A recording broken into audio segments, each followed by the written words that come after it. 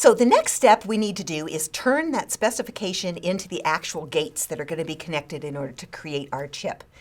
So figuring out these detailed logic gates is something you can't do without automation. Because remember the sheer number, it would take you forever. You couldn't do it. Even if you had a team of 7 billion people on planet Earth, you couldn't do it. So you need to use a computer program, an EDA tool. And we call this synthesis, where you're going to take the specification and figure out in detail what types of gates, which of course remember are the little transistor switches inside, how to create all of them and put them all together so that they're going to be your cell phone ringer or your microwave oven controller or whatever kind of a computer chip you want to design. Examples from Synopsys of programs that do the synthesis are Design Compiler, IC Compiler, and again, there are other products out there.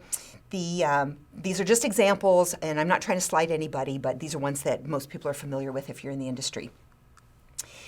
What is really neat that you can do then, once you've generated these logic gates, you can save them off somewhere so that you can use them in a future design, or you can let Synopsys sell them for you in our Designware library. But it's very important to save those designs and not throw them away, because as you obviously now know, the chips get more and more complex as we go along, and so you want to make sure you build upon the ideas that you've had before and the little pieces of chip design as you make a bigger and more complicated chip.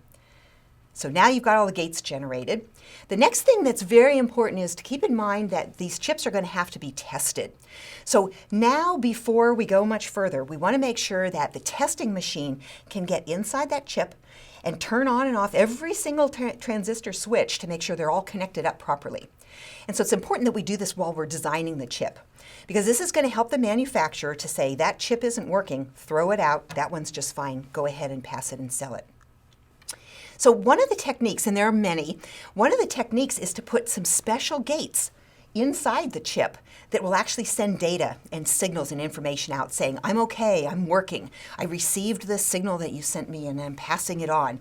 And so you add a few more gates in there in order to make the chip more testable. And again, you have to use an EDA tool to do this. You couldn't do it by hand, no way.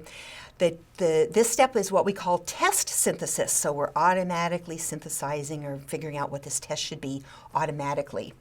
And an example of our product is called DFT Max.